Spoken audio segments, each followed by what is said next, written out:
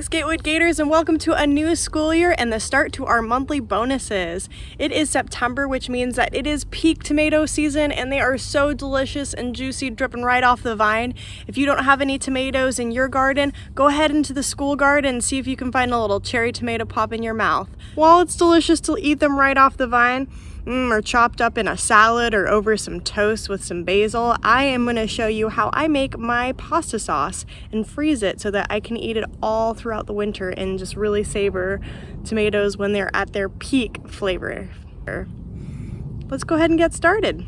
Whenever you cook in the kitchen, it's always good to ask your parents or the adults in your house for some help because you don't want to burn yourself. So to get us started, I turned my oven on to 400 degrees Fahrenheit and I washed and dried my cherry tomatoes. Look at all these cherry tomatoes. All of these came from the school garden.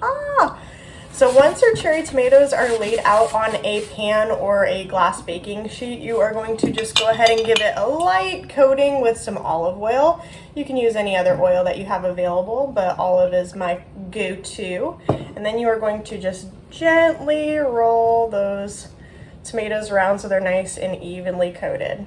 Once you have them nicely coated, look at that nice shine.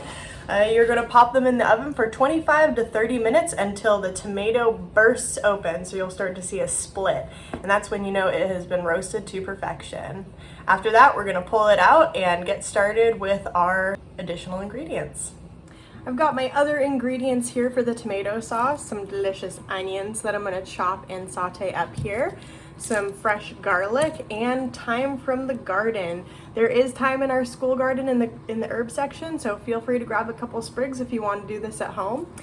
Also, the essentials, some pepper and salt to taste. I've got a heavy bottom saucepan right here that I'm going to turn on to medium heat and put some olive oil in. I'm going to do about 1/8 cup of olive oil and get it nice and hot before I put in my diced onion.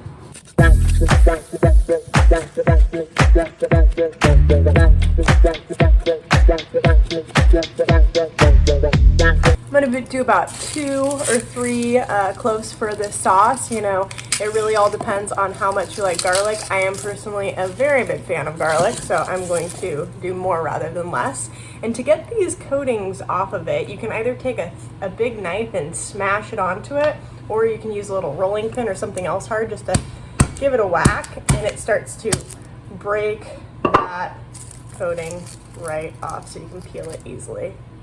Ta-da! I'm going to make them nice and minced so that they are ready to put in after our onion's been cooking for a little while.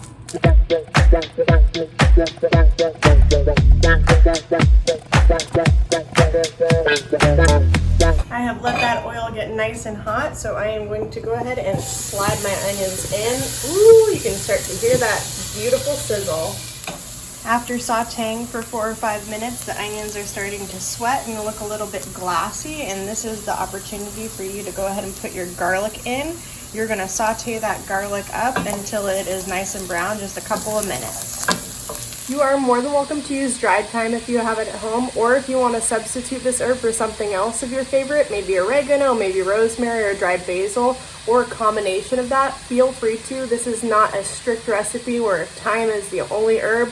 Honestly, I think the more herbs, the merrier. When you have fresh thyme, you have to be very careful about breaking the stem off, and you're just going to go ahead and peel off all those beautiful little leaves.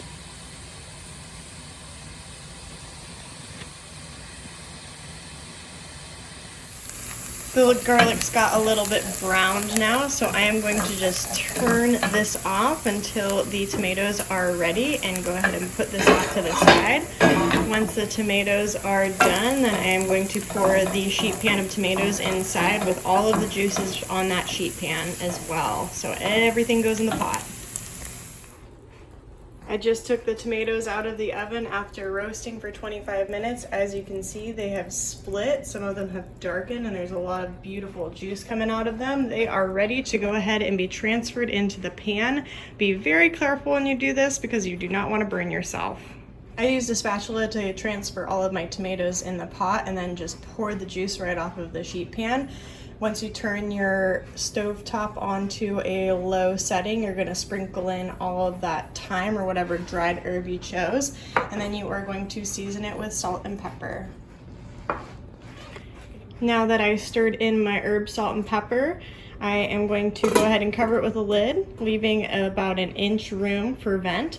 And then I am going to make sure that it is on a lower setting and leave it to stew for about 25 minutes or up to an hour with a couple of stirs in between.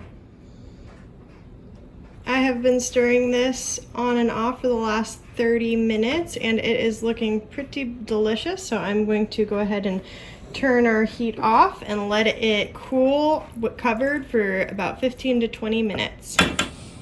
I have let this beautiful tomato sauce cool for a little while and I am going to very, very gently and carefully put it into the blender. If you have a food processor at home, you're welcome to use that too, or any kind of blending tool. I find blenders to be pretty handy just because it holds so much, but it is all up to you how you want to process it. And you are going to lightly blend it until you have the consistency that you want. Some people like really smooth sauce. Sometimes people like it a little bit chunky. Maybe something in the middle. It is totally up to you. But I'm going to go ahead and put the lid on this and get started.